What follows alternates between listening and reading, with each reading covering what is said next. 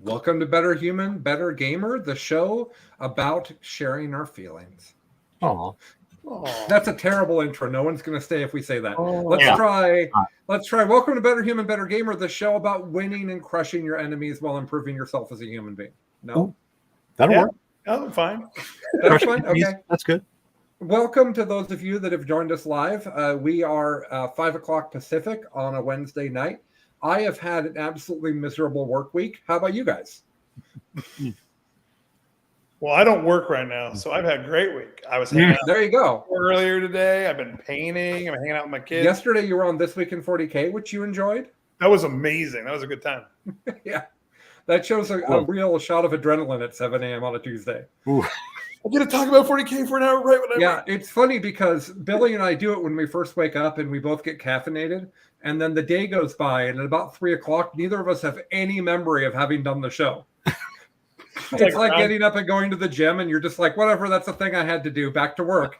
And like in the afternoon, people will be like, just listen to this week. And we'll be like, when did I do that? 3 days ago? Oh, this morning. Okay. I'm trying to remember round one after 6 games on a weekend. I don't know what I played. Yeah. You were at Cherokee Open last weekend. I was, and I actually had to stop and think a moment ago on what I actually played against round one. Yeah. I on our show, I had a thing where I talked about playing against Votan, and then when I was going through my games, the game I couldn't remember was Votan. Oh. And Chuck and Chuck's like, well, you were just talking about a Votan matchup. Is that here? And I'm like, oh, it is here. So, anywho, okay. So we have a fun show today. We asked the audience, we asked the people. We said, people, what do you guys want us to talk about? And after we sorted through the really dirty and inappropriate answers, we came up with an answer that was one of the top things was, how do you find more time for gaming? And this is something people have direct messaged me about a lot because I play a lot of 40K. I travel a lot. I have kids. I have a wife. I have hobbies. I have work. Like there's a lot. And it's something people have asked me a lot about. And I don't usually have incredibly articulate and meaningful answers for them. I think that it's a complicated topic.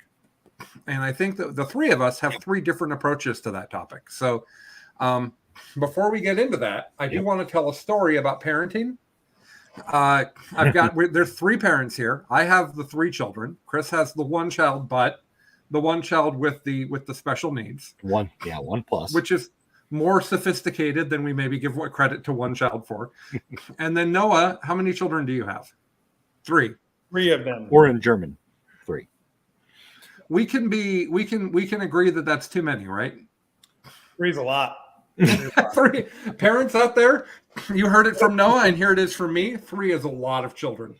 1 has moved out, so technically I'm actively parenting 2, and then like grief counseling the other one when she makes terrible mistakes. That's what's going on. And occasionally texting dad jokes in the middle of the night. When Chuck's kid turned about 15 or 16 and was the same size as Chuck at that point, by the way, but when his son turned 15 or 16, he said, at some point you just change from a parent to a life counselor.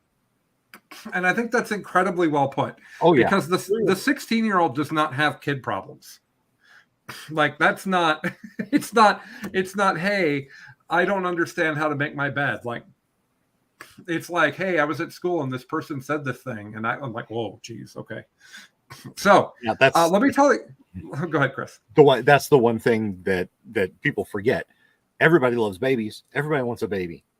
You forget that you're raising an adult human. The goal is a functioning adult human. and depending on the spectrum you fall, that may be easier or not, but you forget that. And at some point, somewhere in adolescence, that does change. Absolutely. Also, at some point, it gets like actively detrimental to solve problems for them. And when they're little, I don't know about y'all, but I took great joy in being like the hero dad. Yeah. So at some point, you have to step back and be like, sorry, I'm only picking you up if you're drowning. I can't get this peanut butter open. Oh, yeah? Ta-da! I feel so amazing. Right. Actually, my 16-year-old needed me to open the iced tea the other day, which I didn't feel good about because he's 16. I kind of felt like I felt like kind of like, no, you can. You got a smartphone, and I would have thought it was a trap, like that was about to be a gag of some sort. No, I started talking and I didn't know where I was going, which is a thing that happens to me semi-regularly. Yeah. Usually I come up with what I'm saying as I say it. So every once in a while we go down that road and then the road is like done. And I'm like, oh, there wasn't a conclusion to my trip. How'd I get here? Yeah, I've actually been having a really rough time this week that I can't explain, where I'm so distracted that I'm forgetting what mechanically what I have just done in the last 20 seconds. I don't know, Noah, do you have this? Because I know you also have the ADHD. On the bad days, I have a very extreme case of ADHD. And when especially if I'm having, let's say, also some emotional hard times or things are personally hard or even health problems, it like compounds a million times. You find yourself in the room like, I don't know what I've been doing for the last 10 minutes. I hope I didn't ruin anything. Well, for me, it's like, did I take all my pills? Yeah. Oh, that's the worst. I came in here to take my pills. I sat down. I have water here. How much water did I drink? So important. Was my water full when I came in the room? I'm like trying to figure out if I've taken them. And I'm like, well, is it better to not take them or take two of them? Like, do I double up on meds or do I just roll the dice? Yeah, I call that sliding time blindness. It's like I have time blindness, fortunately, that's a little bit further out than that, but there are days that it's what was I doing? I came into this room, I back and forth 3 times, still can't remember. It'll come to me, whatever. Yeah. Okay, so I'm getting asked for an update on my quitting of pot, which is a great thing to ask me. I on Saturday, things were not great on Saturday. Saturday, if we're ranking days, Saturday was not a great one and Sunday was worse. So I decided, F my psychiatrist, I'm just going to smoke pot on these days. But I didn't do it until the evening rather than all day long like I had been doing before. And then I did it on Monday night, but only like right before bed. I feel fine. I don't feel any of the stuff I was frustrated about. I'm okay. I think that there is an ability for me to have moderation, and it might just be that I can only smoke on the weekend. That might just be the reality of it, and that's okay. But I don't want to be someone who smokes it all day long every day, which is where I was getting to. Is the road I was on. I'm a very easily addictable, habitual personality. So something that feels good and is a fun experience and is a fun process, like that's a really hard thing for me to break from. So I didn't smoke any for like 2 weeks straight. So I demonstrated to myself that I can do it and then I feel fine. Added a little bit back, still feel fine. Going to be pretty careful though from here. Yeah. Because I don't want to get back into the habit I was in. Smart. Yep. Who wants to hear a funny story about parenting? Oh, I would love to hear it. This is actually a horrifying story. This was a hell of a ride. Okay. And I'm telling the story in part to make parents laugh, but in part because there's actually a really good lesson here. So on Monday, I receive an email. Now there's a system at my kids' high school that sends me an email when they've been in trouble. It's not a great deal of information because it's like there's an API Noah sending it to me, and it's not very much information. So I get this email and it says, your child blah. We're not going to out which child it is. Your child blah has been involved, is being whatever the word is in trouble for having what we call other weapons at school. And the result is, and this is what it said, emergency expulsion. Now, I want to be clear that at first when I read emergency expulsion, I thought, oh, that's when I go to Taco Bell. Well, yeah, it is, but probably not. But expelled is not the thing you want to see on a vague email about your kid. So my kid's cell phone's broken. So normally I would text him and say, the fuck, are you okay? I can't do that. So I call the school, the person whose this email supposedly came from, and she doesn't call me back for like 3 hours. my kid comes home. They call me back. I discover that in the locker room, there was an incident where multiple kids were playing with a cap gun. It's a gun at school. That's a big deal. The kids are all suspended. They're going to have to do a threat analysis, is what I'm told. We're going to have to go in and have an in-person meeting to do a threat analysis to make sure that the kid, is safe to return back home. Okay. And I asked him if I could tell this story. He's okay. So my response to this was to call the school and say, this is silly. My kid needs to be at school. Sending him home does not help him be better at school. I want him to be good at school. He needs to be at school. I can tell you that there's no concern here. And they said, that doesn't matter. This was brought to the principal. We're following the procedures that we have to follow in a situation like this. We need you to come in. I scheduled the time. It's a busy work day. I took my kid and we went and did this. And I said to the kid, this is BS. I understand why this is important. We talked about the severity of guns in schools in our country. I told him the story about my friends who had kids at Sandy Hook. Like we were heavy about it. But after that, I said, and we're just going to do the procedure that the school needs us to do, even if I think it's an overreaction. Okay? Yep.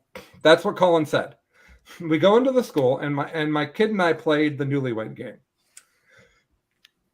They separated us. They asked me questions. Then they brought my kid in and asked him questions where I sat there horrified if he was going to give a drastically different answer than I gave.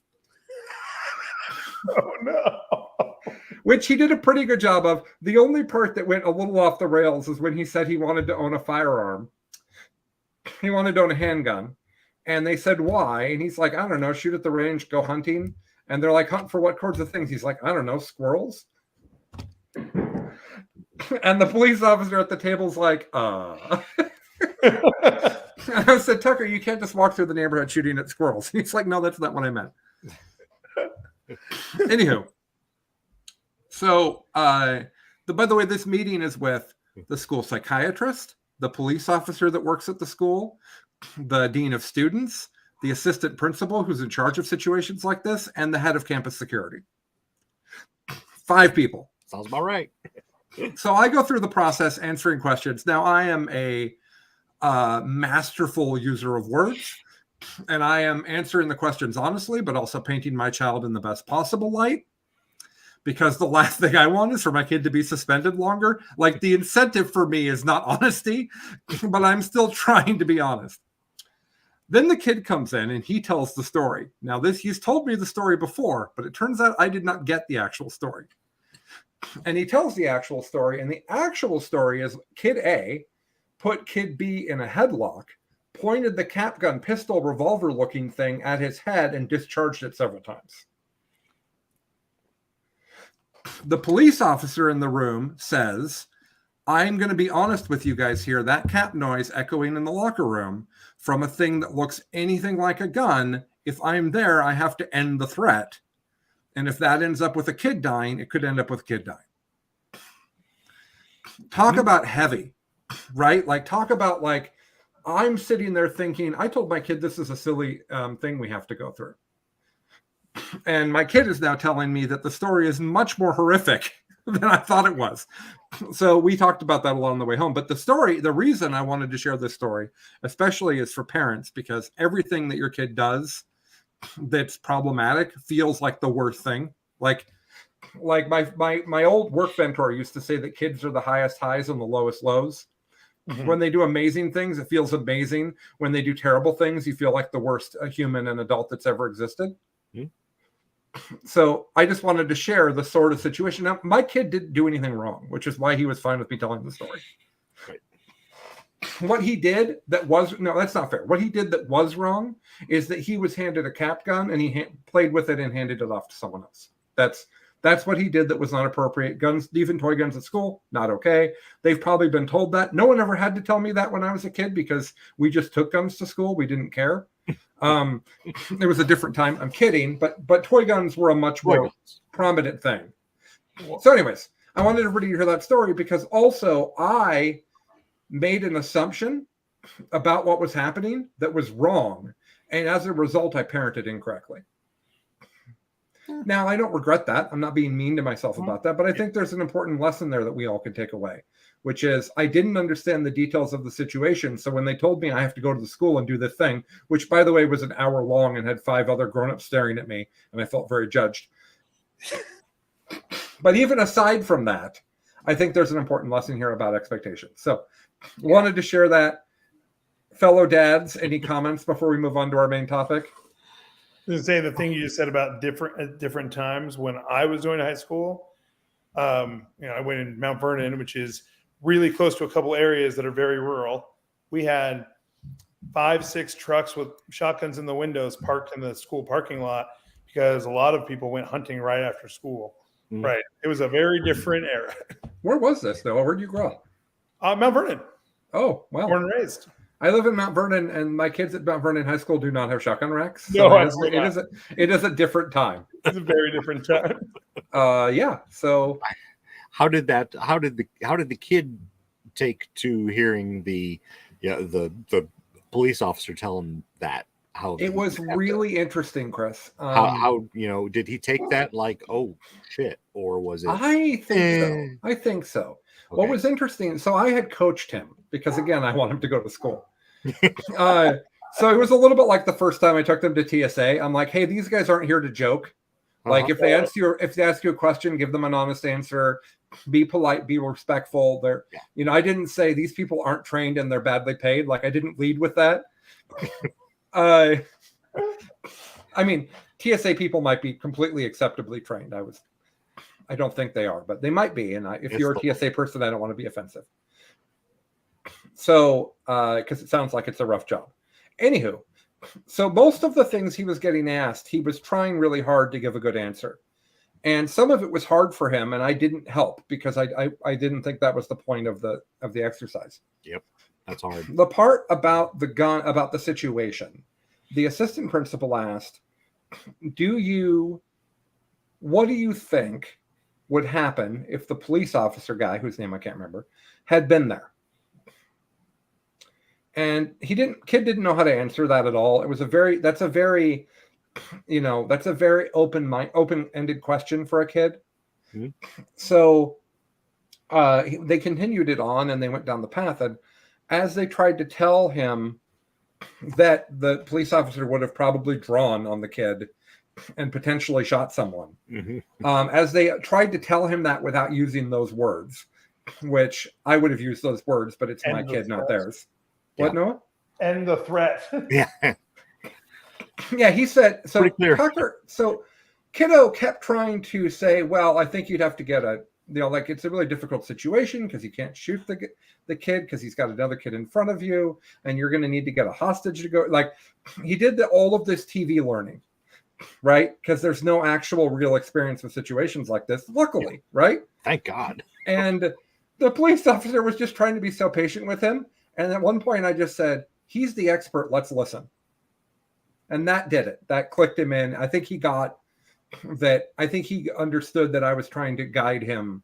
Right. That this is a better way to listen to it. But once we actually heard it, I think that the police officer actually did a masterful job of explaining what that situation looks like to him. And he explained that the FBI is reporting to police departments about the guns you can print with a 3D printer. That those guns also often look like toys because the plastic for 3D printers isn't gun colored. Right. They have guns that have been brought to schools painted to look like water guns. You can find online YouTube videos for how to make a super soaker how to make an assault rifle look like a super soaker. Like we live in a scary time, and I was too flippant. And so I told my kid that, like, one of the big things we talked about before, Chris, is with parenting, we have to be vulnerable. And I try to be really open when I screw up because if I screw up and they see me screw up, it's really bad. If I'm like, no, it's fine. So I tried to be really open about how I screwed up. So perfect. Yeah. Yeah. Again, adults, they see you with adult eyes. They don't see you with kid eyes anymore. It's the other tricky bit.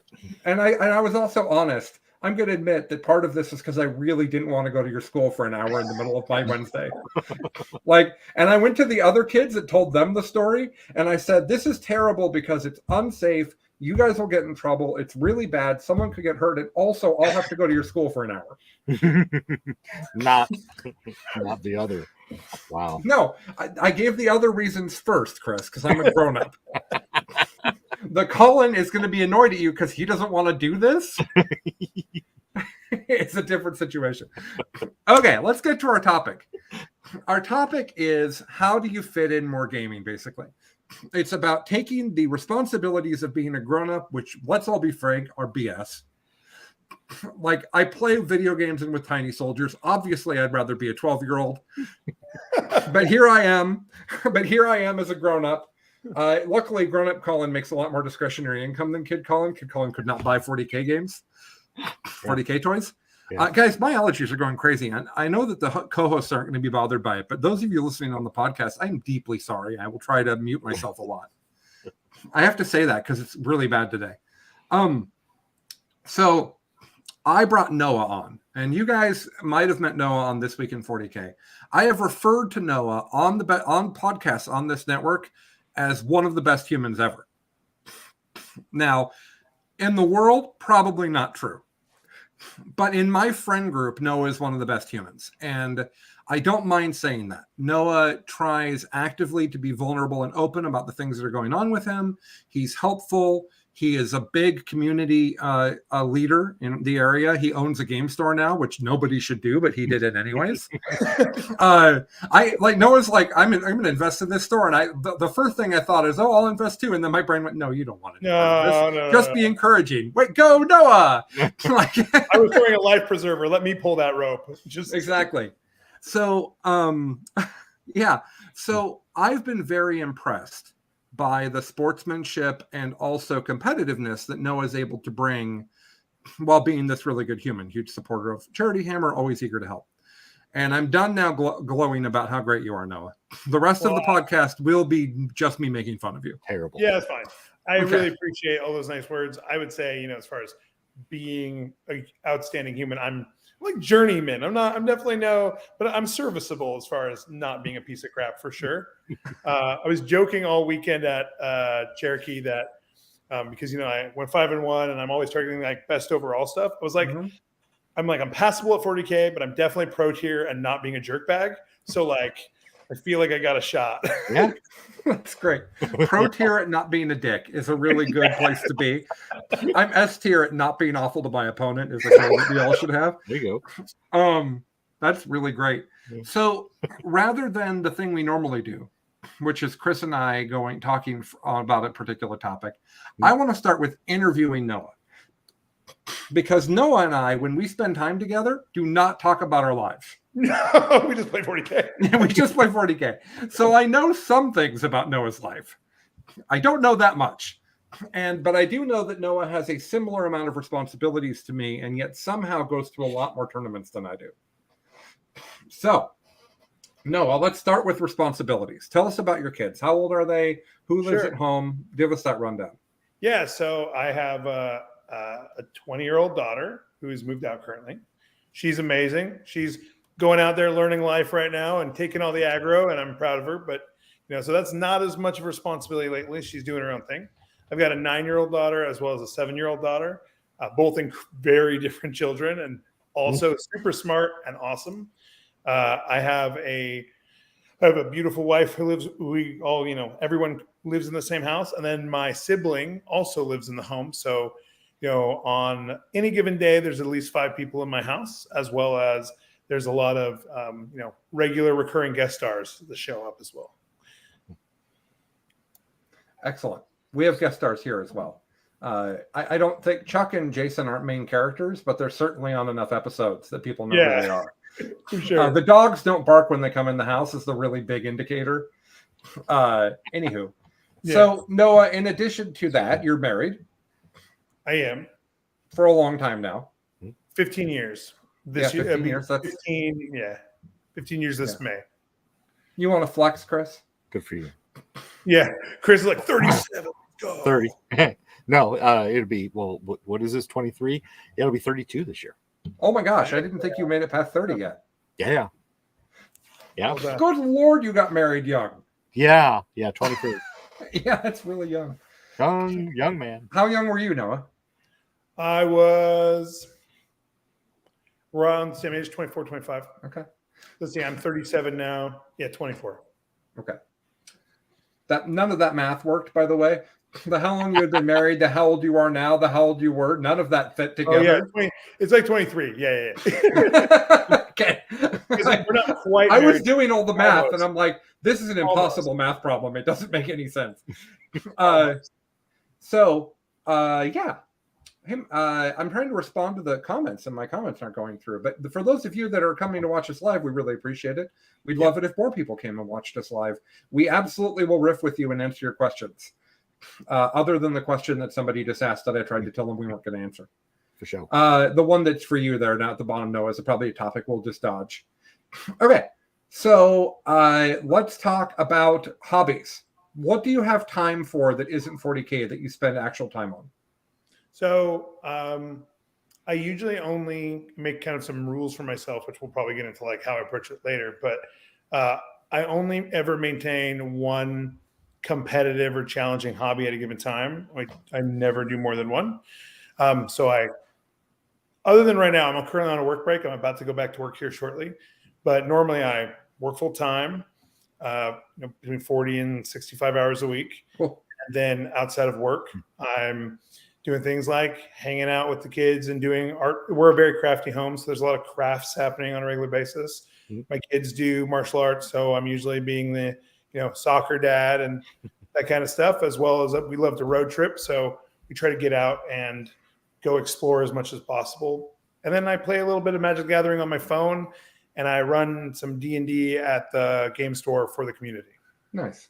And I want to be clear that when you say that you play 40K, sure, you don't mean you play 40K. You mean you're obsessed with 40K and you're always painting or playing. Yeah, for sure. Like you have painted so much stuff. Like you are someone that is actively going towards the what if I owned everything? Yeah. I'm about like 65% there. Yeah. So basically Noah picks an army and then hobbies it and paints it, and then picks an army and hobbies it and paints it. So Noah is getting a crazy amount of hobby productivity done, as in addition to all of these other things. So how many tournaments do you think you go to in a year? Are we counting RTTs? No. Okay. 6 to 8. Okay. Big guys. And then another probably half dozen RTTs? I really don't go to RTTs almost at all. Me neither. That's where I run them at the store now. So I've gone to 2 already this year as either taking my 9-year-old who's getting into 40K now or, judging myself. So awesome. Okay. And I don't know, does your wife work? She doesn't. She's a stay-at-home mom. Okay. That's actually one of the things that as we talk things, support structure is very important for getting lots of airtime. And, because we have a very kind of structured way that our house and relationship runs, it makes for that. But because she doesn't have her own work, she has home and then she has a lot of hobbies and things she does, we're able to it's easier to schedule game time for sure. Sure, but I also think yes, and I think you should talk about how structured your relationship is here in a second. I think that's going to be something people will be interested in. Not how structured it is, but how it is structured. Yeah. The thing that I think is so interesting about that though is when my wife was a stay-at-home homemaker, she didn't want me to then go away in the evenings because she had the kids all day. And so there was that, like, I'm away all day, I come back, I then want to leave again, right? That was a difficult thing for us. Sure. What is when you say that there's a lot of structure to your relationship, what does that mean to you? Yeah. So if you go back in my professional career, in the beginning of when I got out of the Marine Corps, one of the first big things I did as a main job was I was a consultant. So I was on the road 45% of the year. So I was gone, but other than that, I was working from home. Mm-hmm. And that's pretty much the overall amount of travel has gone down, but I've been working from home for the last, forever. Right. Right. And so when you have all that, like, I was doing a lot of stuff that might call me away unexpectedly and those kind of things. So we got really early in a relationship. We set a precedent of, first off, we talk about the expectation for the next X period of time, whether it's the next day, the week, the month. We communicate a lot. So usually once kids are in bed or we're getting up in the morning after the kids are at school, there is some amount of touch base. We're like, hey, what are you trying to get done today? Oh, what do you think is going to happen today? What is your expectation for today, this week, this month? We do a lot of those check-ins. So that's kind of the foundational component. And it's not as formal as that. It's not like we say, hey, it's time for our check-in. It's more like one of us makes you don't have a scrum with a scrum master? No? One of us makes the effort. And then we have a dry erase calendar that's up where everybody can see it, that sometimes gets updated and sometimes doesn't. But the biggest thing is the structure happens via communication and expectation setting. We do that a lot. I want to riff on that for just a second. Chris, was that when your daughter was younger, was there a lot of that with you and Patricia? A lot of coordination of, what are you trying to do today? What am I trying to do today? Yes and no. I mean, that was actually later. Like early on, it was kind of all hands on deck. Everybody doing everything. Especially with a young kid, and lots. We had therapists coming into the house 3 or 4 times a week, and lots of doctor's appointments and lots of moving parts. Right. Fortunately, we were young, and she was able to have time off. She actually worked from home for quite a long time after our daughter was born, and that was pivotal. That I don't know how we could have gone through all of this without that part of it. And the fact that she was able to stay home and sort of take care of that. And I would get home at night, and colicky baby would scream all night long. I felt terrible, but it's part of being a dad. But it was sort of straightforward with the younger stuff. Now, as we got older, into more activities outside the house, more things that she was interested in doing, sports and things like that, it got into oh my God, we're doing 3 nights a week of things that she is involved in, and she only likes one of them, but we're putting her in all this stuff anyway. So we finally sat down and had a talk. It's like, look, we need to limit ourselves because we're killing it. We're not going to be able to maintain this. So one thing she's interested in at a time, and that goes 6 weeks or whatever, and then we're into the next thing, whatever she's interested in. So that's sort of the rhythm that we've arrived at. Yeah, and we didn't need that before, Stephanie and I, because I was gone a lot and she was here all the time. But when I was home, I'm a homebody, right? Like I would rather people come here than me go other places. I want to be social, but I don't want to go to your club and watch music until 2:00 in the morning. Like I don't like their young Colin, yes, but older Colin is just turning into more and more of an introvert, and I don't want to go do that stuff. So when we first got together, there wasn't a lot of complexity to our schedule, but now my wife owns 2 businesses, and her schedule is chaotic at best. She's got to do a bunch of stuff on her days off, like drive to distributors to get stuff that are hours away and all this stuff. So now we try to check in more often. Hey, what do you got going on today? What do you got going on today? And we're no longer at the, hey, I want a podcast Wednesday night from 5:00 to 6:30. Is that okay with you? Like, it's not that anymore. It's when we talk about Wednesday, I say, oh, by the way, I have Better Human, Better Gamer from 5 to 6:30. And she goes, okay. Like, because there's no approval to get, right? Like I know what I'm responsible for, and she knows what she's responsible for. And if my thing was over dinner time, we'd then have a conversation about how the kids are getting fed, right? There would be a logistical turn that flow chart would make. Yeah. And we'd have to make that. And I think that the big topic here is communicating with your partner. Like that's the big topic, but let's not go ahead, Noah. I would say that there's probably a lot of people listening who either aren't married or maybe don't have a partner or whatever. I think it's more than just communicating with your partner. It's also like what we're really talking about is alignment with the things that have expectations of you. Okay. and the expectations or desires of expectations you have, Yes. right? So you might not have a partner, but you might have someone who's relying on you for a ride to work. You might have parents that you meet with, that you see regularly. You might have community responsibilities or other things you do, or even work, right? Right. And that alignment, whether you get through communication or whatever, I think is super important. With a significant other, communication is how you get the alignment for sure. Yeah. I call those stakeholders. Like all of those people have stake in how you're doing and whether or not you're okay. Right. All of those people, like even your boss at work, like all of these people, even your coworkers at work, all of these people, whether to a large degree or a little degree, are relying upon you. Yes. And all of those people need to understand what they can expect from you, but also what you need. Right. And I think what you need, and this is something that I'll lead with, and then we can hear what Noah and Chris think. It took me time to realize. At first, my attitude with Stephanie was, if you don't like how much I'm playing games, I'll just play games less. Right? Like, oh, I'm playing too many computer games, I'll just not play as many. Oh, you don't like how much Warhammer I'm playing, I'll play less. But I never actually played less Warhammer. Like it would get less for a while, and then it would come back because it's the thing I want to do. So we had to have a lot of conversations about that. And early on, they were fights.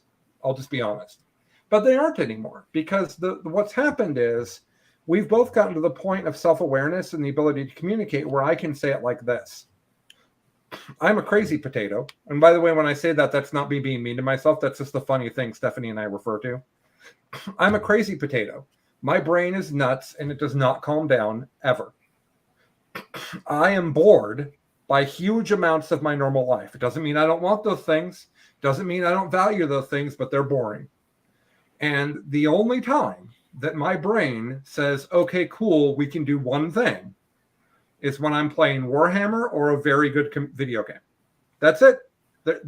It's not Christmas morning with the kids opening presents. It's not. I'd love it if it was.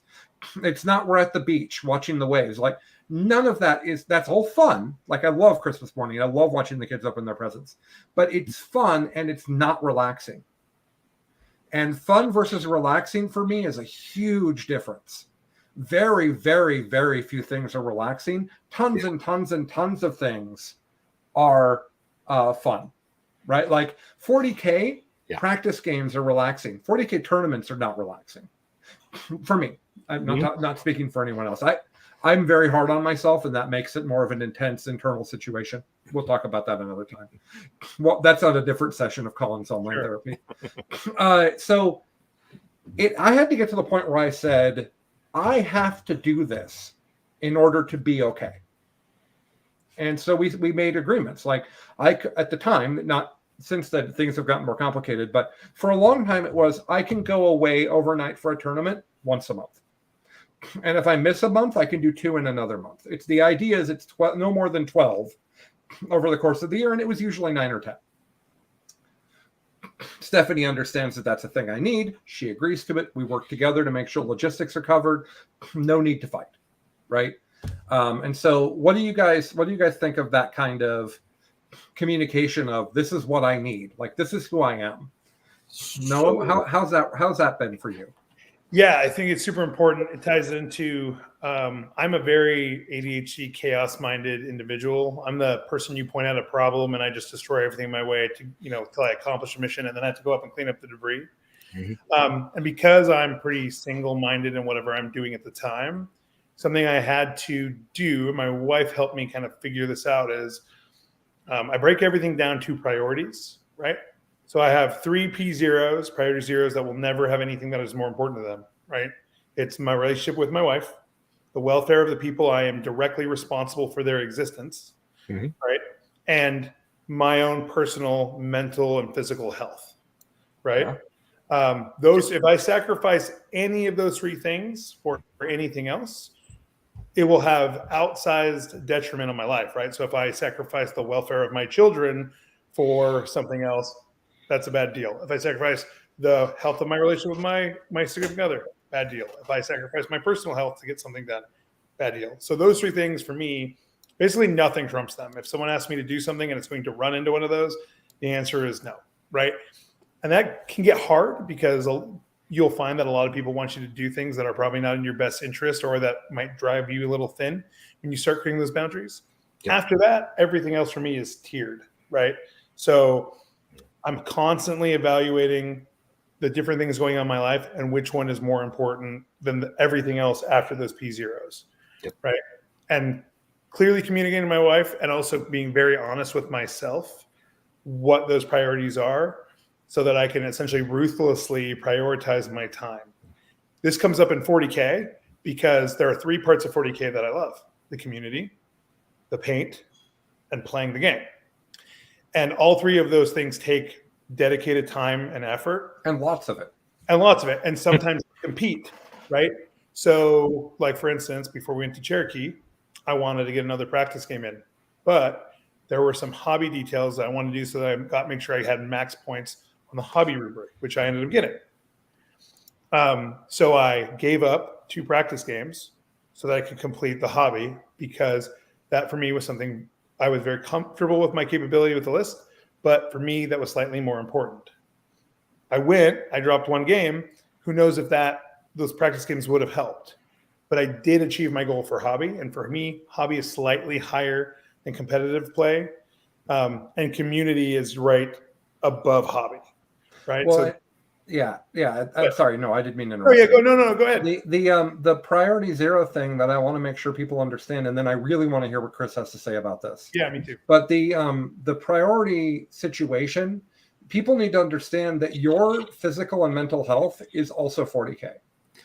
So it's not that 40K is just less important than all of the P0s. It is. But the fact that P0 also, that 40K also feeds your mental health and your physical health, Noah, makes me think that is in the prioritization algorithm. Am I right? Yes. Yeah. So my mental, physical health, right? So I have to, for me personally, to mentally, physically healthy, one is I need to be constantly paying attention and reevaluating my current emotional state. But because I'm so hyper-focusy, I will sometimes ignore those things. So I go to therapy every week. And a lot of the time, I don't have a lot of major things to work through, but it's a time that I am committing, that I'm going to take a moment, evaluate my current state, and process some things that with help from someone else that I know I need to work on. I know that I don't chill out by, like you said, go and do this, like all the things, they don't chill me out. Yeah. Sitting quietly and painting while you want me to sit here and watch the water? What else are we going to do? Painting chills me out, right? Yeah.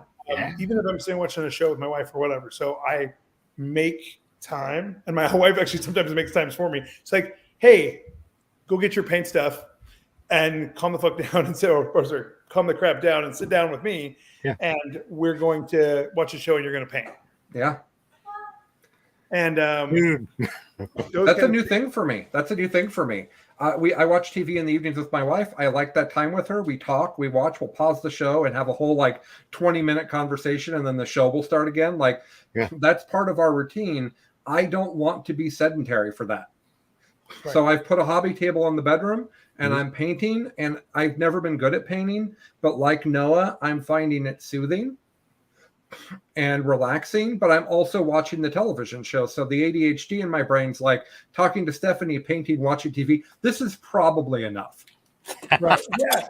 So I do that with work, actually. So in my work life, I'm a chief information security officer, right? So I'm usually when I'm working, I'm usually in 1 million meetings a day. Yeah. And I'm ADHD. So if I'm in 1 million meetings, I will eventually get bored of what the person is saying to me. Yeah. I'll start checking email, and then I will stop listening altogether. Uh-huh. So what I started doing is at the beginning of a call, I say, hey, my whole team knew this and got very used to this. I said, hey, I'm going to be painting while we're on this meeting. Yep. If I'm painting and I'm looking at something, that means I am 100% engaged and you have my undivided attention. If I stop painting, it will be a struggle for me to pay attention, not because you're not interesting, but because I have some very deep flaws. Yeah.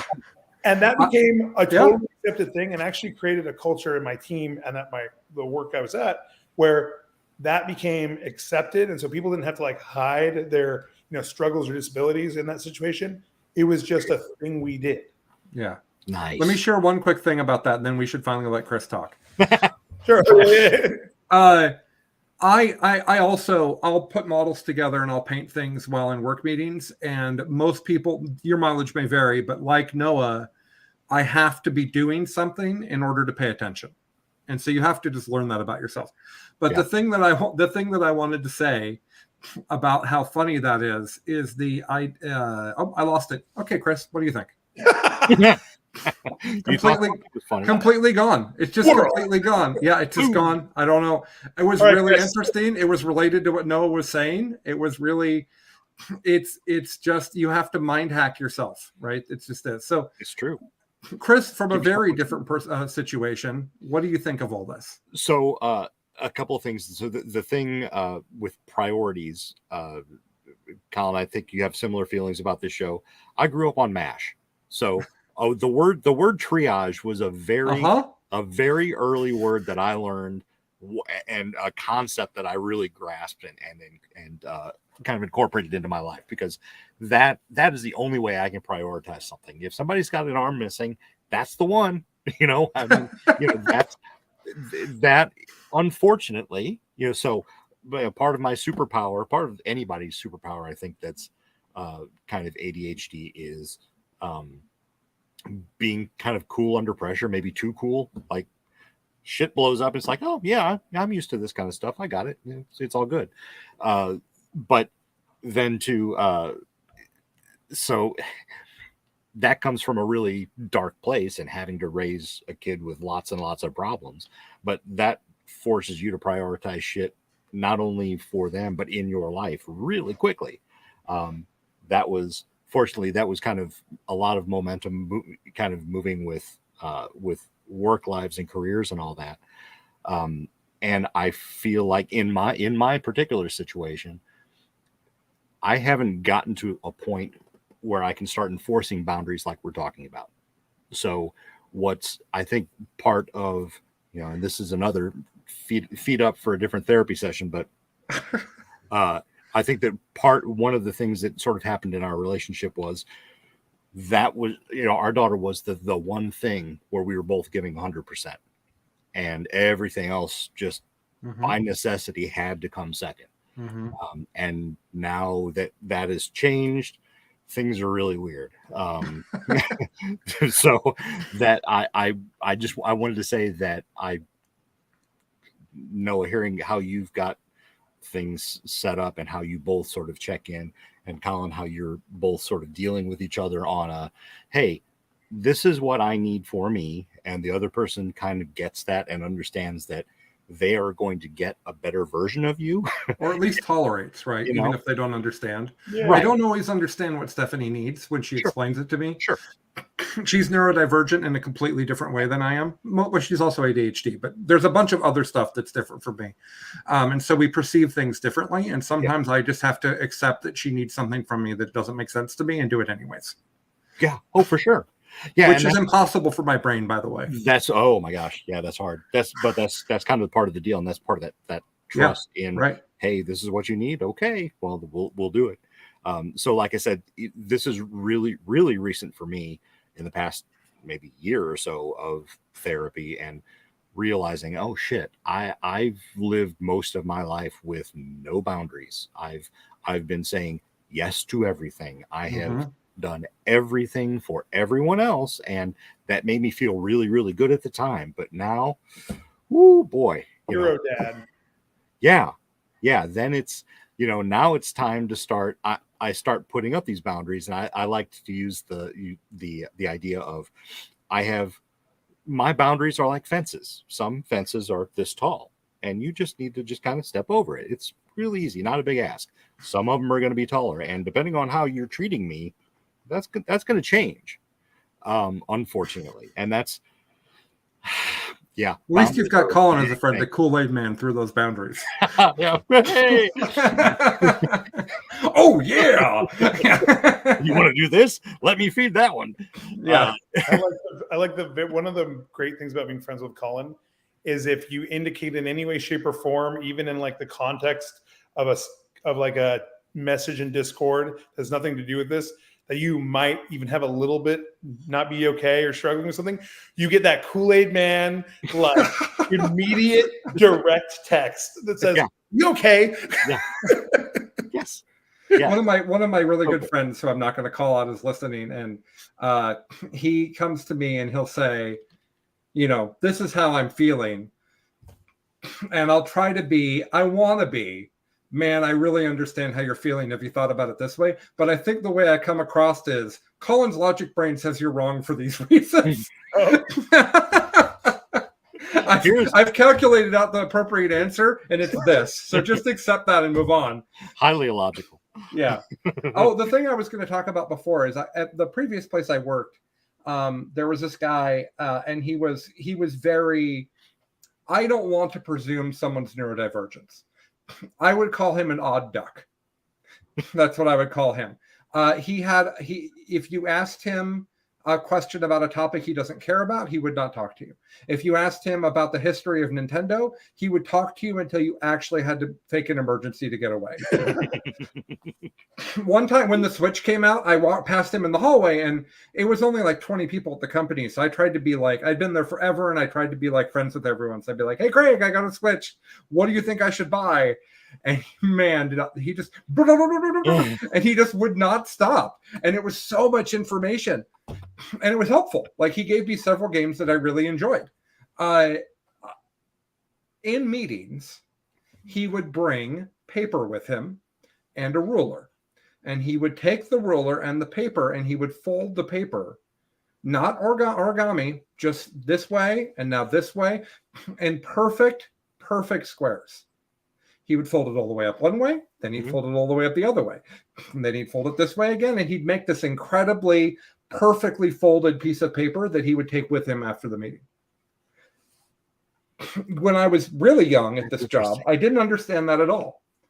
And now it makes perfect sense.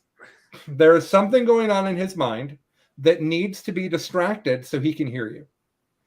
Right? That's all that is. Yep. And it's not ADHD or autism. It could be anything. It's just a dude who's got a brain that's too active to calm down and listen to you. So he needs a mechanical task that he can do to give him a connection so that he can be present. And I think that's what Noah's talking about with the painting. Yes. What I'm talking about as well. That's hard, though. That's a lot of self-awareness there, because you don't want to be doing something that you just can't do. You can't pay attention through. Yes. Right. It's very similar to. Oh, go ahead, Chris. Sorry. I was just going to remark that it's very similar to sort of being in what they call the zone. Yeah, I mean, it's like sports players or anybody with that art. I vividly remember that, painting miniatures as a younger kid, that just really, I mean, that laser focus and nothing else kind of matters. And that's the thing. So yeah. Anyway. I'm opposite. I can multitask so well if I'm painting. If I'm not, I can't. But when I don't have paint, I just I do symmetrical drawing. So I just start a point, I draw a line. If I draw a line, I draw another line on the other side. Then I'll draw a circle, and if I draw a circle, and until the whole paper is just crop circles. Oh, yeah, doodling's a real thing. Yeah, it is. Doodling. I have a fidget spinner on my desk. Like, there's all types of things that are here to help with this. But I want to take us back a little bit. That's all the ability to pay attention. Sure. Which is important, but it's not really our topic. So let's pull it back to our topic. Yep. I think that prioritization and understanding your needs and communicating them is actually, if I had to design curriculum for this show, that's where I would start, is figure out what you need. And I think part of that is the goal setting that Chris talked about. And Noah talked about. They both talked about it, actually. The idea of, this is what I want to accomplish. First of all, can I accomplish that in the constraints of my life? Yep. Don't give yourself a goal that's unrealistic, right? Don't do that to yourself, because lots of people do, and it's not fair, right? I always think about the Peyton Manning, Tough Talk with Peyton Manning insurance commercials, where he'd be talking to the camera, and he'd be like, "So, I hear you're 35 years old and are sad that you don't have a six-pack. Well, let me tell you, unless you're 23 years old or a professional football player, it's probably not going to happen. Have you thought about just buying bigger shirts?" And I love that one. There's another one about us been forced to buy a van that I reference to Chris all the time because Chris is all in on the minivan, and his explanation is get it with some racing stripes. Yeah. Anyways, I like that because yes, you should have realistic expectations for yourself, and sometimes you do just need to buy bigger shirts. So, anyways, so what do you guys think? How do you decide how much time the priority zeros get versus how much time that mental health and physical health, really the mental health, how much time does Noah get versus how much time does everyone else get? How do you decide that? So I'm obviously not going to like break it down, but if y'all are familiar with the big rock, little rocks, sand, water analogy of a bucket, right? For time management, you put the big thing tasks, get those structured first, then the smaller rocks, and then you pour in the little gravel, which are all the little tiny things you need to do. You pour in the sand, which are little microtransactions you have to do, and you fill the water. Eventually, you have a full bucket, but put all the sand in first. You're not going to get any big stuff in, right? So that's the first step, right? It's on that P0 list. I'll be honest, the children's health and welfare and the people who I'm directly responsible for their welfare, they come first. Sure. Right? Because they can't actually function. Like they can't like get themselves to Taekwondo 20 minutes away. Right. So those things go in first. The next things that go in are, in equal portions, myself and my wife's mental, physical health and component. And knowing that my wife needs to chill and play video games and have it be quiet. That's something she needs, right?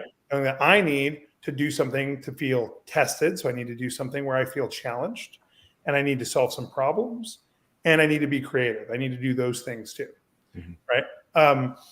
So that's knowing that, then we start kind of building up the plan, the what gets what. And it's usually for me, how much time I need is based on my goals, right? So I drive all of the things I do in my life usually with what do I want to get out of something? And when people get into 40K, I ask them what do you want out of this game? Do you want to hang out with some people and drink some beer and play a game? Do you want to go compete at a high level? Do you want to paint some beautiful stuff? What do you want to do? And is your dream just to go to Charity Hammer? Yeah, exactly. Right. And so for me, knowing what my specific goals are, I measure backwards from them. So as when we're in, when I'm a month away from a major event that I'm going to go to, I plan my time differently, and my wife is aware of that. It doesn't necessarily take more time, but what I do, so like, for instance, if I need to get ready for a big event, I'm probably not going to play a video game or play Magic on my phone during my Noah time. I'm probably going to be painting or playing 40K during my Noah time. And then I have some recurring stuff, right? So like every single Wednesday, other than obviously right now, every single Wednesday, I play at least one practice game at a competitive level of 40K. Every Monday, I go and I take my kid to D&D. She plays in a pod, and I run a pod. And every Thursday, I connect with the people who are my friends growing up to just be able to chill and like kind of connect to my past and the people. Every week? Every Thursday. Well, every other Thursday. Okay. Right. And so we do it on Discord. It's pretty. Oh, okay. All right. Yeah. It's like that seemed really hard to plan. No, yeah. We just jump on and talk and do whatever. And so knowing those things are fixed points. And then obviously me and my wife then plan things we're going to do together, go out on a date, do whatever. Those plan around those fixed points, unless we definitely had to move one. And then my wife has some fixed points. My wife is a huge New Kids on the Block and Backstreet Boys fan from nostalgia. So she has X number of concerts, like I have X number of events that she's going to go to. Very cool. Right? And once you get all those synced up, then you're like, oh, I actually have only this much time left to do other things with. So now I need to be very ruthless with what I use that leftover block for. Yeah. But for me, 40K is the most important non-critical thing that I do, right? Like that is the thing that brings me the most joy. It gets me access to my friends, community, creativity. It is the most important thing I do that isn't critical. And so I usually sacrifice everything else for it. Yeah. I just want to tell you guys that Stephanie just came into the office and said, I have dinner ready early. What should I do? And I said, feed everyone and I'll be fine when I'm done. There you go. Right. That's communication, and she's fine. She doesn't care, and I don't care. I'll microwave the food if I need to. Like, it'll be all right. Right. Like, You are there's no choosing- reason to worry about it. You are choosing to prioritize this time Mm-hmm. over freshly cooked food. Yeah. And I think Bobby says I get gaming trips and she gets girl trips. I actually think this is a huge Fantastic. thing. Yeah. My wife and I aren't as good at this as we used to be, but in general, if I'm going to go away whenever I want to play 40K, I want her to do the same. And as it happens, staying home with the kids while she's away is also fun. Right. Can Right. be. There Can also be. needs to be family trips though too, right? What's that? And for the family side, I think there also needs to be together trips too, whether it's Yes. you and Stephanie or whole family, you know. Right. Yeah, for sure. So, and I know your wife does that, Chris. She goes on trips by herself, scrapbooking, Yeah, and well, we went to baseball spring training. So here, she left today for Cardinal spring training down in Florida. So yeah, we're in St. Louis. So she's down in Florida right now. They checked in a couple hours ago. And that's something really important to her. She has always, as long as I've known her, even when we were dating, she has put together, not scrapbooks back then, but it was always photo albums and organized and all that kind of thing. And just as she's grown, she's gotten into scrapbooking. It's something she loves. She does at least once a month on a Friday night, and then usually one weekend every other month. And then there's like a big trip or two during the year. And that's the thing she loves. I love concerts, so I will go by myself if necessary to any concert that comes up that I love. And if she wants to go, she goes. If she doesn't, she doesn't. And Going concerts by yourself is some real intense energy that I can't understand at all. Great. I can do it. I love it. It's great. The super extroverted ADHD guys are both like, by yourself? Yes. Movies and concerts. No, next time I have to go to a concert by myself, you're coming with me, Noah. I don't know what we're going to go see. I will do a movie by myself. There are times where I've been like, oh yeah, I'm going to the movies, and I've just gone and sat and been the only person in the 11 o'clock showing of some show. Yeah, sitting there with my little popcorn, completely alone. Yeah. Oh yeah, it's Tuesday. That's great. That's so great. I think that one of the things I hear a lot from people is, "Oh, I can't go because we have young children," and I think that's fair. So first of all, I don't know your life. Okay. I don't want to judge what your kids are like to take care of. Every child is different. I believe that it's important to build your support system in a way where one parent can manage all of the children for some amount of time. Yep. Because both of you need that. Not just the gamer nerd who wants to go to the tournament. Everybody needs that. And we have it to a point where it's not as they're old now. They don't want to spend time. They just want to play video games. But when the kids were younger, it didn't ever feel like a big ask and Stephanie doesn't go away very often, but when she did, it was not a big ask. And in fact, I liked having the call-in time. There's a freedom when your partner goes away, right? Of now I'm completely in charge of organizing the schedule. I'm going to do this. I'm going to do that. I'm going to have friends over, whatever. Right. And it ends up being good for both of you. So what I would like to say to new parents or parents of younger children, have that conversation, right? This is a lot of work. What do you think of once a month or once every other month, each of us goes away for a weekend?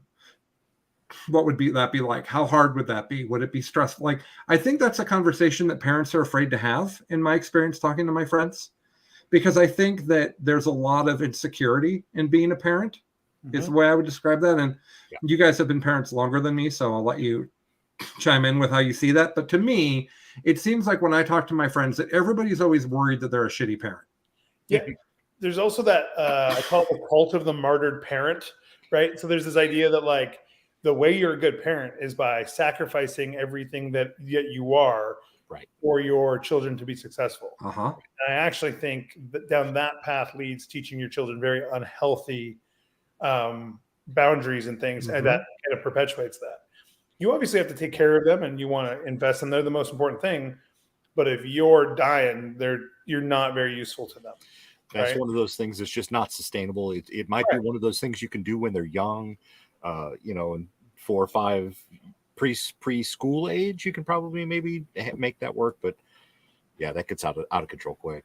And for our non-married, single professionals, right? I know a lot of people who play this game are very successful professionals at some career or path and aren't married.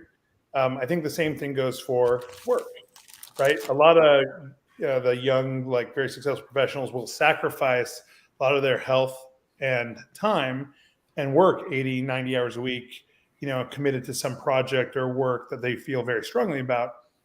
But at some point, even if you're enjoying that, you need to create boundaries and moderation so that you can work other parts of your brain and other parts of your personality rather than the all work all the time, whoever you are.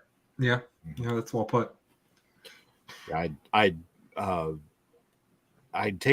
put down some notes sort of before we came to this, and none of them sort of worked out. It was really the basic stuff, but two things did stand out. One of them is the D word, and it's not the one you're thinking. Discipline. Oh. Discipline is so hard. I thought it was divorce. Yeah, well, that's the other one. Three of them then. So the boundary, all the boundaries and the talking. The boundaries. That's also a D. The boundaries. The boundaries. The boundaries. The boundaries. The boundaries. But it's really that's the thing that allows you to prioritize all of those things. That's the thing that allows you to enforce those boundaries, being disciplined enough to say, look, this is important for me. You may not just understand it, but it is, and let's talk about it. It doesn't have to be adversarial, but you can work through these things. And for especially for those people that are looking to maybe carve out more time for gaming, host a game, call people, organize something small. That's one way to do it on your terms. Like Colin was saying, even if you're not a homebody, go, do a weekend thing with people that and host it and be that guy if you're not that guy. That was kind of the thing as an introvert, I think, is something that I need to do more often, is to do that and sort of step into that role. Because there are things that I want to do too, and I don't always get to do them. So, yeah, let's talk about 40K for a second. Yes. How easy would it be? How much easier would your life be if your friend came to you to play 40K instead of you having to go to them?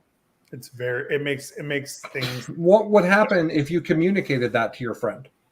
Would they be willing to come see you? Probably. Here's what's involved in that. Yeah. You need some folding tables.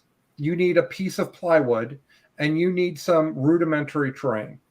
That's it. You want to buy a battle mat? Fine. You want to get better terrain? Fine.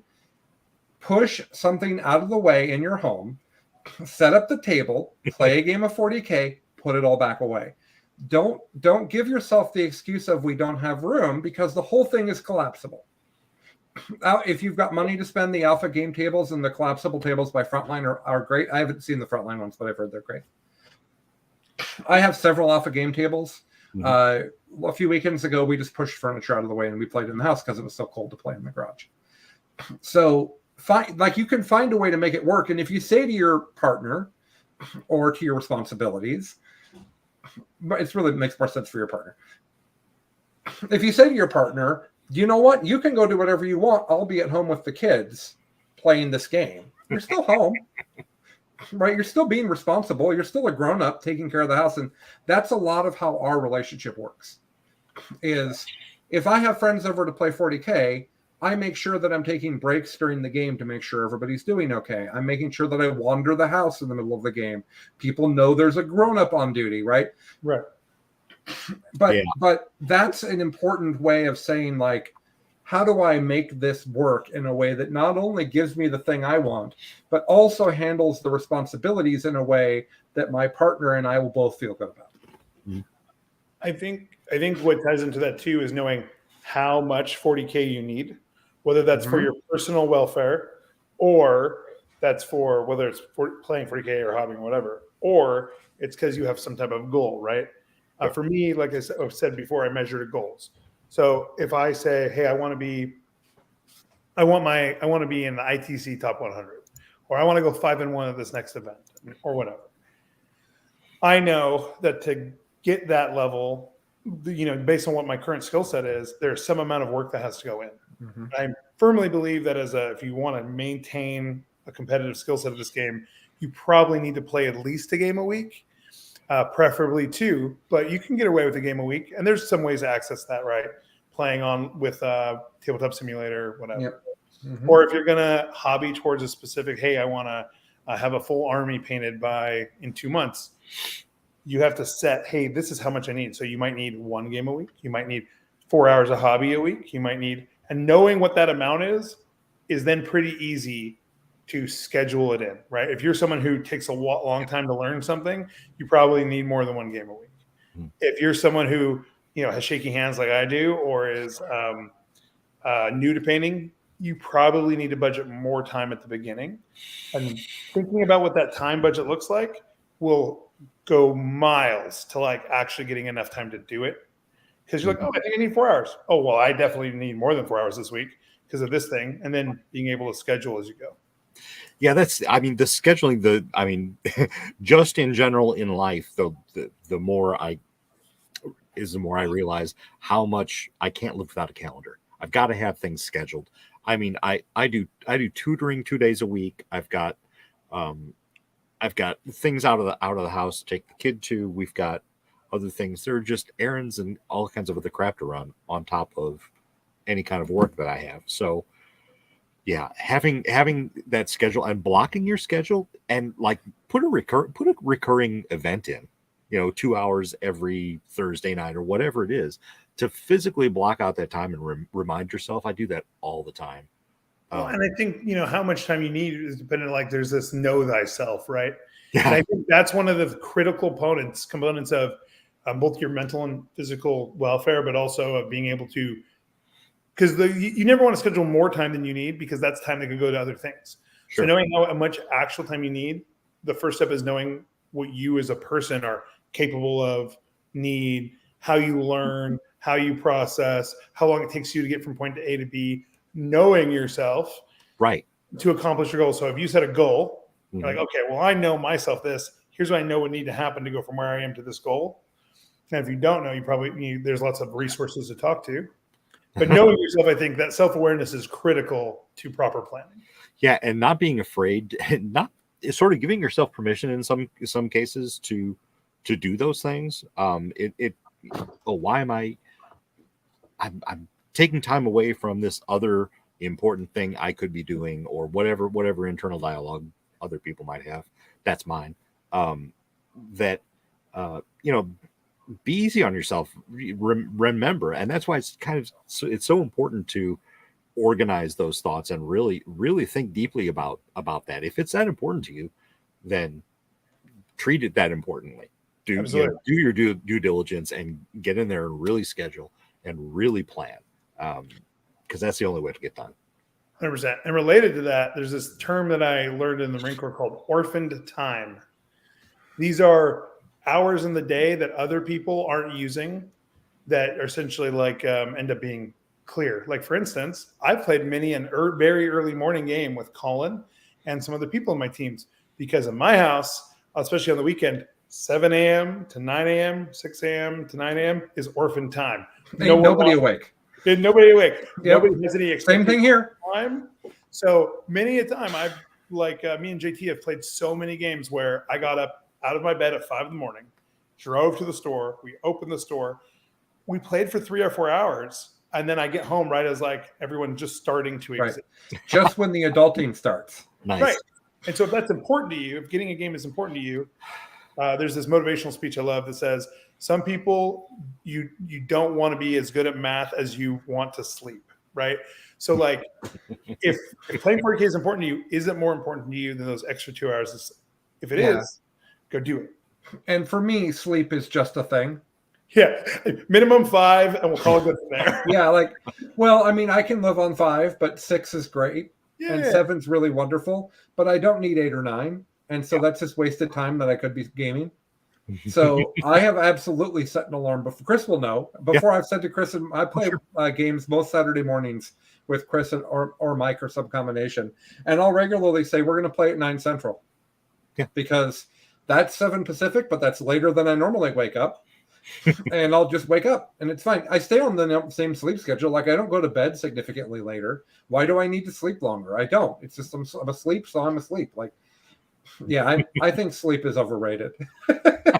Played multiple I disagree. games with some fantastic people in Poland at like 10 p.m. my time after everyone's crashed out, right? Like orphan time is really a thing. And it's something that if you are looking for efficiencies, whether it's hobbying or playing, you might just need to adjust your expectations of how much alive you are during the day.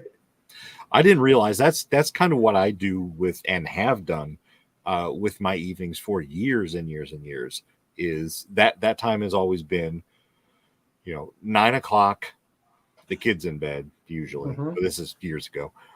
9 o'clock, kids in bed. My wife is shortly after her, and if I go to bed before midnight, it's kind of unusual. So that's 2 hours a night that I've got to plot and plan and roll up new D&D characters and paint stuff and all those little things. Be Chris with no responsibilities, right? Right. Yes. Yep. Throw on the headphones and go. Yep. I think that's really important to have that kind of time, even if responsibilities have to happen during it.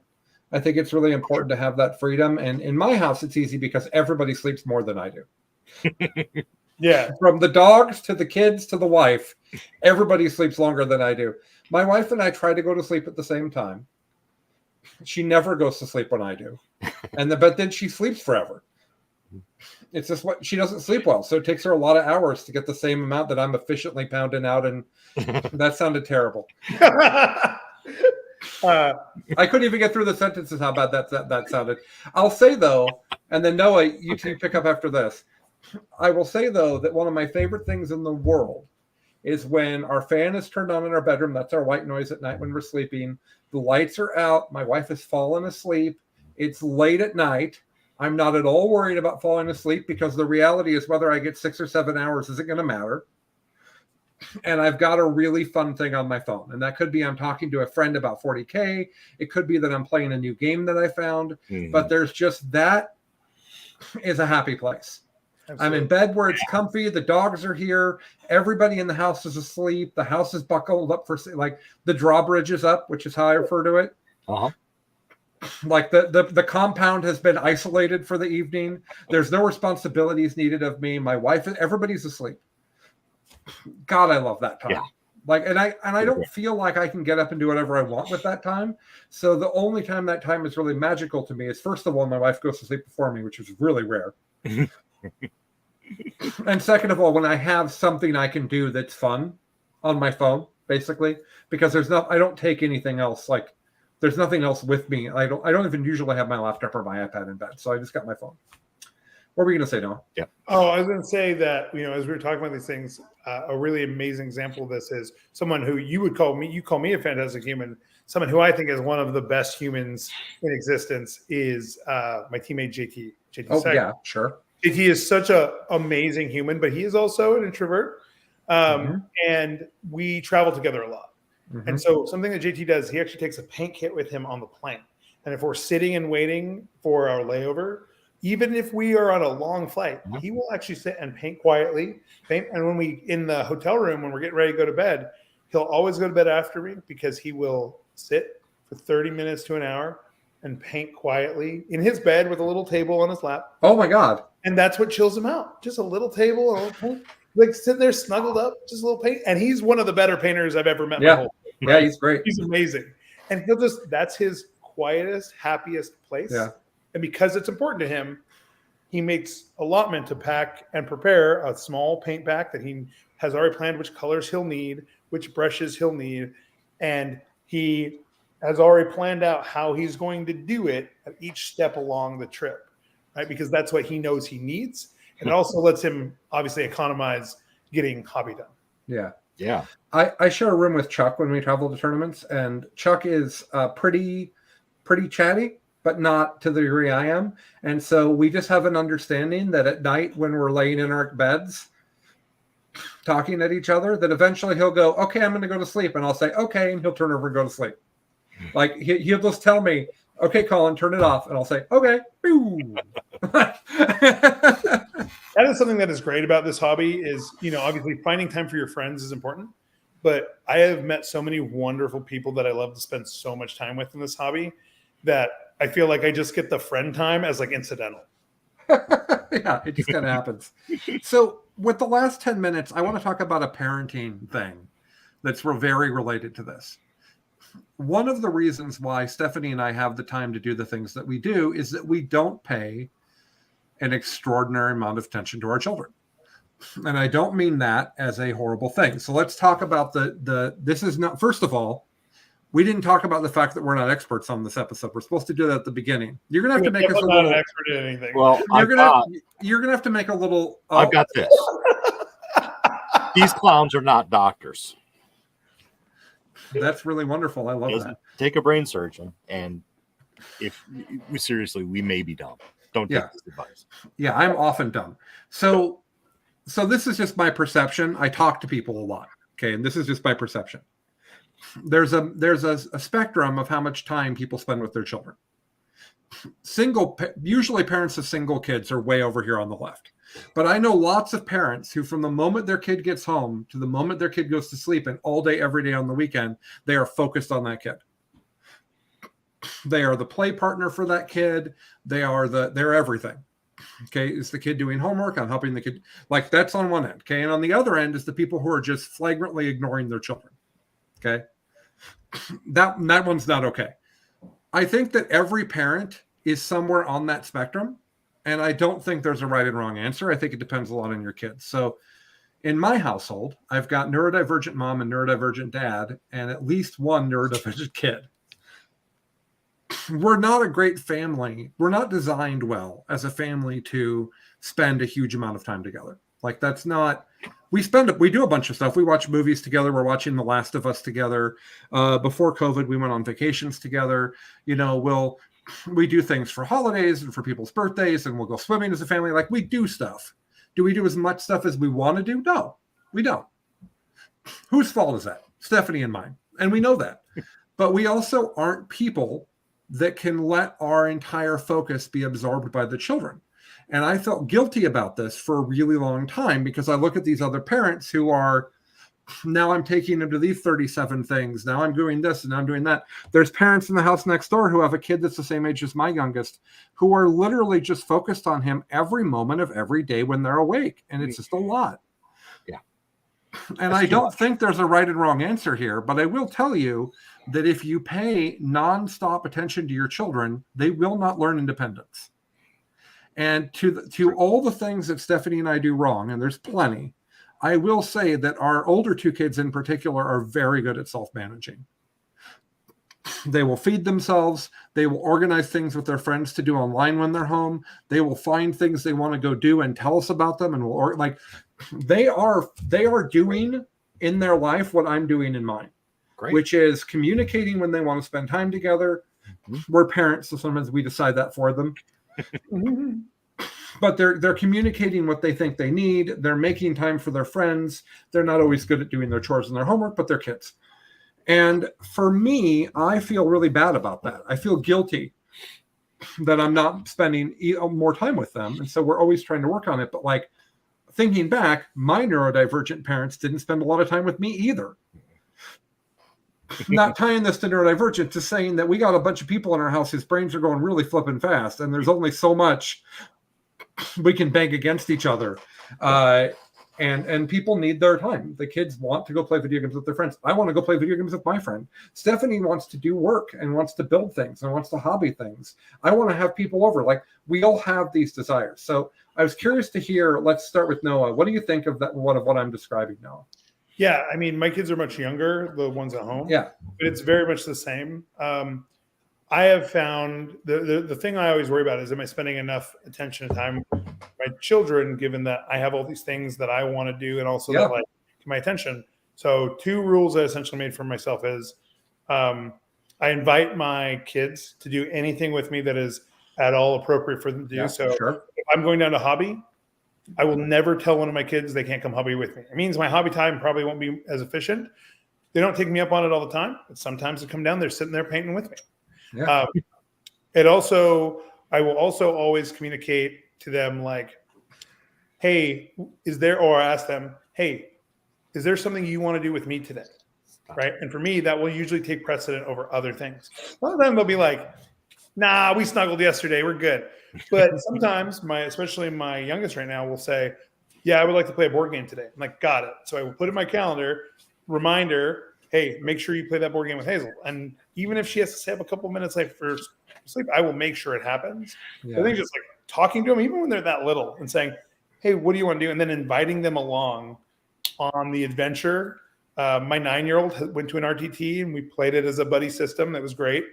And she's starting to get more interested in hobbying. And I think those things are really important to bridge that gap because I felt a lot of that parent guilt as well. Yeah. It's really hard when my brain, when I know that it doesn't have enough dopamine, right? And I know that it's searching for dopamine. And I know that as much as I love my kids and as much as I like spending time with them, that doesn't give me dopamine, right? That's not a trigger. And so my hedonistic desires of just what does Colin want to do right now is a really difficult balance, right? Right. And we're not always good at it. And like this week, the 11-year-old has wanted to swim all week. I am responsible for cleaning the pool, and I have not done it. And I didn't do it on Monday, and I didn't do it on Tuesday, and I didn't do it on Wednesday. I didn't do it on Sunday, didn't do it on Monday, didn't do it on Tuesday. Now it's Wednesday. I went out and I put chemicals in the pool, and I thought to myself, I didn't do this in time to swim tonight. These chemicals are it's been too long since I cleaned it. Chris knows. The pool is probably not going to be safe for the kids and I to swim in tonight. It's probably going to be tomorrow, but I don't know that. So I went to the 11-year-old and I said, hey, man, I know you've wanted to swim every day this week. I wanted you to know that I feel bad that I haven't cleaned the pool. I put chemicals in it. They're working. I don't know when they're going to get done. I don't know if we'll be able to swim tonight. It might have to be tomorrow. And I'm really sorry. And you know what he said? That's all right. The kid has been noticeably disappointed all week that I have not done this with him. But as soon as I treat him like a grown-up and explain to him that Colin is not perfect, suddenly it's okay. Now, the bad part about that is he just rewarded me for procrastinating my responsibilities. But I'm the grown-up, not him. So I have to deal with that. What you need to do is take that and realize that he was okay with you being open and honest, not with the other thing. So. Yeah, that's right. I think the takeaway too is if you're not with everybody, but I think in general as a rule, if you're worried about being a good parent, if it's stressing you out and you're feeling, these strong feelings about it and you're really thinking about it and worried about it, you're probably not a bad parent. It's right. Like the bad parents are the ones that are paying no attention to their children. Right. If you're worried about being a bad parent, that means it's consuming mental cycles and driving your behavior. So you're probably not a bad parent. Yeah. No one's perfect, but if you're worried about it, you're probably okay. There's this really magical place in the Discord called Adulting. It's a channel filled with love and support. We actually use Diamond Dogs references from Ted Lasso all the time in there because it feels very much like a grown man coming in and being like, I don't understand this. And everybody else being like, yeah, we don't either. And then they go, great, nothing's accomplished, but I feel better. So, but it's a wonderful place. And a guy came in, and I'm not going to say who he is because that's not fair. But a guy came in and basically shared a heartbreaking story of how he doesn't get to spend a lot of time with his daughter alone. And it was one-on-one. She's very little. I think she's like 4. And he had this whole daddy-daughter day planned. We're going to go do this, and we're going to go do that, and we're going to go do this. And when he woke her up that day, she didn't want to do any of that. She didn't want to do any of it. She just wanted to watch TV and eat trashy food. That's all she wanted to do. And he was upset. He's like, I'm going to go on the road this week. I had this time to spend with her that was so valuable, and I didn't, we didn't use it. And I asked Chris to come provide feedback, and he did a great job. My immediate feedback, though, was, so you asked your 4-year-old what she wants to do, and she said, I want to watch TV and eat junk food with you, and then you did that with her. Done. Yes, going to do things is great, but you don't have to go do something with a kid for that kid to feel loved and connected with. Yeah, it's important to listen. You can just spend time with them, and it's okay. Like, I'm not good about this. I need to be better about just going to the kids and being like, what game are you playing? Oh, I know about this. I need to do more of that. And I'm trying to do better about it. Like, I'll just come sit next to you while you're doing the thing, but everybody just in their own bedrooms and it's weird. Anyways, I need to be better about that. But I think that like your kids will tell you what they want to do with you. Like they'll tell you. Yeah. I know how much that's got to be true for you, right? The kids just want to spend time with you more than they want to go do something. Yeah, I'll ask like my littlest right now. She likes playing mahjong, so I'll be like, "Hey, do you want to snuggle on the couch and play mahjong?" And she'll be like, "Yeah," and she'll stop doing anything she's doing and come and sit down. And sometimes I just say, "Hey, do you want to snuggle?" And she'll be like, "Nah." And then I'll sit down and I'll just make myself available and I'll read something. And a few minutes later, she'll sidle up, we'll hang out, then we'll just snuggle. Sometimes we'll go on an adventure, but I think the adventure thing is important. Is sometimes a kid is going to ask you to go on an adventure. Mhm. It's very important that at that very moment you drop everything and you go on the adventure because it teaches them to keep asking. Yeah. Mm-hmm. Same with like if they ask you to go play 40K, if they ask to go to a tournament and it's all appropriate for them to go with their age group, you bring them. I don't care if it loses you every game, you bring them. Yeah. The problem Stephanie and I have, and we're open about this with the kids, is the kids will say, I want X, and we won't do it. And it's not because we don't want to do it. It has nothing to do with a desire to do the thing. Mhm. It has everything to do with how our brains are wired. And I'm trying to be much better about that. But, oh, man, is it hard. Especially if they're asking me for a thing I legitimately can't do on that day. Or that you don't want to do. Oh, my God, yes. Because it offers it's a dopamine deficit, like something that is negative dopamine. No, thank you. It's gonna cost me to do this. I don't know. I only have so many spoons. I will say that the thing I was the most anxious about was when the middle kid asked me to go on the school camping trip because I don't like any of that stuff. And I was anxious, and then I had an amazing time. Like sometimes we're being resistant and it's just silly. It's really the way that parenting works. But yeah, we need to be better about that. Like the kids say, I want X. And then we're like, yeah, you'll totally get X 6 months from now. It's not what kids are looking for. No, it doesn't make them feel loved. It's really what's sad. Like that, like they don't perceive love in the same way grown-ups do. And their love language has a lot to do with, I want X and you giving them X to some degree. So, yeah. All right, guys. Did we do a good job?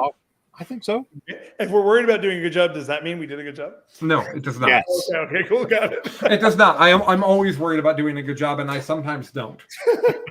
I will tell you that a lot less people are watching us live now than before, but that could just be because it's late in some other time zones.